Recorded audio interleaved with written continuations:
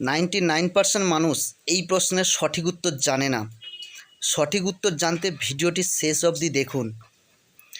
আমরা জানি ভারতের জাতীয় পশুর নাম হলো বাঘ, কিন্তু বলতে হবে পশ্চিমবঙ্গের জাতীয় পশুর নাম কি।